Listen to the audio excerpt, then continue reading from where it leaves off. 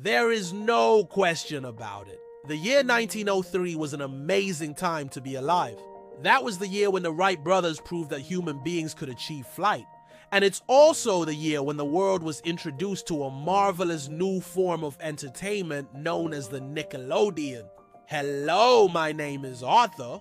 I am the author of several books on silent film, including the best-selling The First Movie Stars and Silent Film Stars. And I'm delighted to present this series spotlighting the earliest days of cinema. Each week we'll look at films and filmmakers from the very beginnings of the motion picture industry up until 1910 or so. And today we're going to learn all about the very first movie stars. As you probably already know, Wilbur and Orville Wright are credited with inventing the airplane.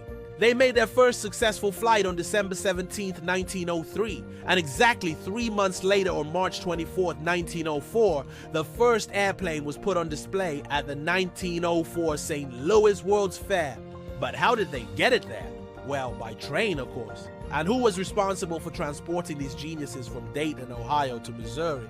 The Baldwin Locomotive Company. If you can believe it, that trip was one of the first commercial flights of an airplane, and it marked the beginning of aviation history.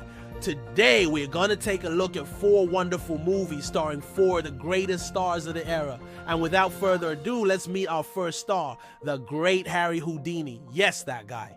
In case you've never heard of him before, he was a magician and daredevil whose career began on the stage. One of his most famous tricks was pulling a rabbit out of his hat.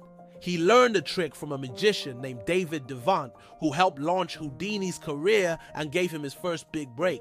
As they say, the rest is history. Harry went on to become the biggest star of the era, performing death-defying stunts like escaping from water tanks, straitjackets, and even exploding bombs.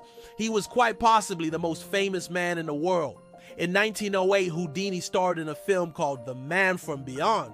It was a fantasy adventure directed by J. Searle Dawley for the Calum Company. In the film, Harry plays a magician who makes some rather unfortunate remarks about England's King Edward VII. As punishment, he is magically transported to the far future, where everything is run by machines. There he falls in love with a robot, saves her from a mad scientist, and escapes back to his own time just in the nick of time to save his own life. All in all, it was a typical day for Harry Houdini. Our next star was born in London in the late 1800s. His real name was Horace Vachel, but he adopted the screen name of Fred Carno because his mother thought it would help him get a job. It turns out that she was right. Fred became one of the biggest comedy stars of the silent era, known especially for his brilliant comic timing and expert physical comedy. Like many others, he got his start in music hall and variety shows. He was a master of slapstick and one of the most influential comedic actors of his generation. He acted opposite some of the biggest stars of the day, including Charlie Chaplin, Stan Laurel, and Oliver Hardy, and he mentored a young comedian named Stanlio and Popolo, who went on to become the Three Stooges. In 1906, Fred Carno started his own production company. He wrote, produced, and starred in his own shorts, which were often shot on location in England.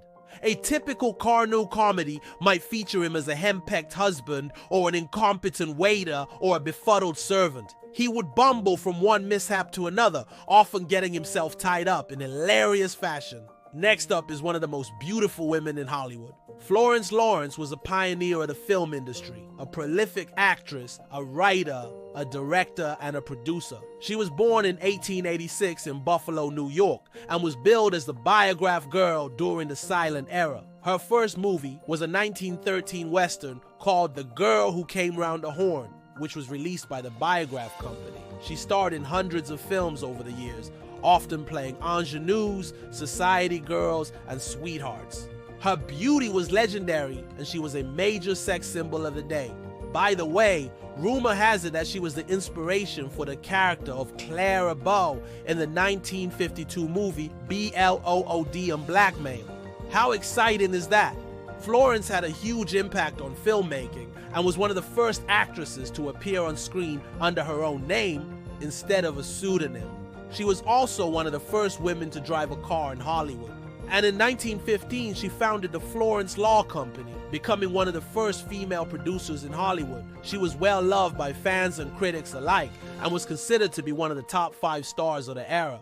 In 1929, she retired from acting and married her manager, but she continued to work as a film consultant. She passed away in 1938 at the age of 52, and now it's time for the final act in our quadrille of stars. Meet Antonio Moreno. He was born in 1882 in Italy, but moved to the United States as a teenager. He began his career on stage and soon made the transition to the silver screen. In 1912, he co-starred in a short film called The Two Orphans and then became a member of the famous IMP Player stock company in California.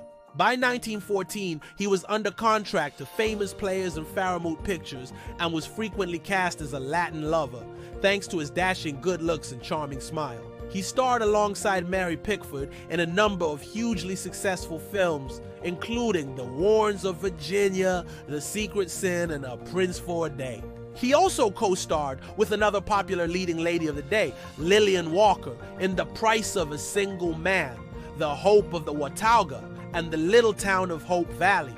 Moreno was extremely popular with audiences throughout his career, and in 1918 he was voted the third most popular matinee idol in the United States. There's only two actors who beat him out were Rudolph Valentino and Wallace Reed.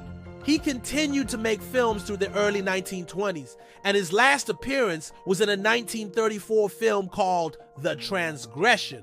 So there you have it, folks. 4 fabulous stars from the very dawn of the motion picture industry.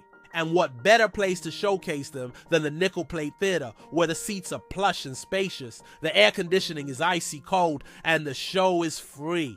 You can join us every Monday at 1 p.m. Eastern Time. Just search for our channel and click on the little red subscribe button. We'd love to have you along. Until next time, stay safe, stay cool, and above all, stay classy.